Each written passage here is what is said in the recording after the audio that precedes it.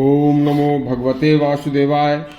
देखिए, आज करवा चौथ का पर्व है और हमेशा सनातन धर्म में जितने भी पर्व हैं वो सभी अति पवित्रता के साथ बनाए गए हैं और उनका संबंध किसी न किसी पौराणिक कथा से जुड़ा हुआ है। करवा चौथ के पर्व के संबंध में वैसे कई कथाएं प्रचलित हैं, लेकिन सभी का सार पति की दीर्घायु और उसकी सौभाग्य वृद्धि से जुड़ा हुआ है। विभिन्न पौराणिक कथाओं के अनुसार करवा चौथ का उद्गम उस समय हुआ था जब देवता और दानवों के बीच में भयंकर युद्ध चल रहा था और युद्ध में देवता परास्त होते जा रहे थे। तब देवताओं ने ब्रह्मा जी से इसका उपाय जानने की प्रार्थना की कि किसी तरह से देवताओं की विजय हो।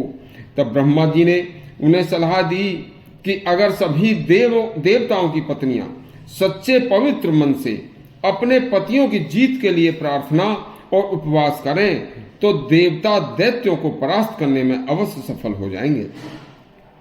ब्रह्मा जी की सलाह पर समस्त देवताओं की पत्नियों ने कार्तिक मास के कृष्ण पक्ष की चतुर्दशी को, जो आज है, यह व्रत किया और रात्रि के समय चंद्रमा के उदय होने से पहले ही सभी देवताओं से दैत्य हार गए और देवता युद्ध जीत गए। तभी से चंद्रोदय के बाद दिन भर की भूखी प्यासी देवताओं की पत्नियों ने अपना अपना व्रत खोला तथा ऐसी मान्यता है कि तभी से इस दिन करवा चौथ का व्रत किए जाने की परंपरा शुरू हुई। इसके अलावा एक कथा महाभारत काल से भी जुड़ी हुई है। कहा जाता है कि महाभारत के युद्ध में पांडवों की विजय हुई, इसके लिए भी करवा चौथ के व्रत का उद्गम माना जाता है। इसमें द्रौपदी ने यह व्रत किया था। देखिए, इसके बाद सभी सुहागिनें करवा चौथ का व्रत रखने लगीं। इस पर्व से संबंधित कई अनेक कथाएं और भी प्रचलित हैं, जिनमें सत्यवान सावित्री की भी कथा है। करवा नामक स्त्री की भी कथा बहुत प्रसिद्ध है। देखिए, इस पर सभी विवाहित महिलाएं अपने पति की लंबी उम्र के लिए पूरे दिन व्रत रखती हैं और रात को चांद देखकर ही पति के हाथ से जल पीकर व्रत खोलती हैं। पति की दीर्घायु, स्वास्थ्य, सुख, समृद्धि, ऐश्वर्य, सौभाग्य की कामना के लिए कार्तिक कृष्ण की चतुर्दशी को यह व्रत रखा जाने वाला अखंड सुहाग का प्रतीक माना जाता है।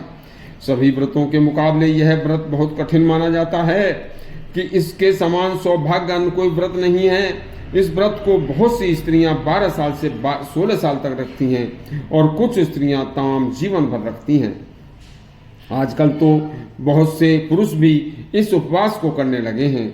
इस कठिन तपस्या में सहभागी बनते हैं। दिन भर उपवास करने के बाद शाम को ही सुहागिनें करवा चौथ की कथा सुनने के बाद चंद्रोदय के बाद चंद्रमा को अर्घ्य देकर सुहाग की दीर्घायु के लिए कामना का प्रण करती हैं और जीवन पर्यंत अपने पति के प्रति तन, मन, वचन और कर्म से समर्पित रहेंगी।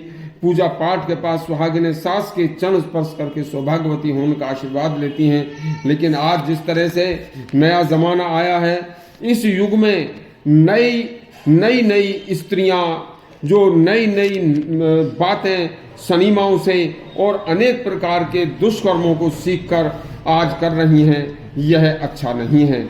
हमें अपनी स्त्रियों को हमारे पतियों के लिए और पतियों को अपने स्त्रियों के प्रति हमेशा समर्पित रहना चाहिए। इससे हमें यह एक बहुत बड़ी सीख मिलती है। इसी सीख के साथ हम जितने भी लोग हैं, हम जितने भी भारतवासी हैं, हमारी जितनी भी पत्नियां और पति हैं, सभी एक दूसरे के प्रति एक बहुत ज़्यादा विश्वासमय हो। उस विश्वास को कभी खोने न दें तो हमारी लंबी आयु होगी ही होगी। धन्यवाद।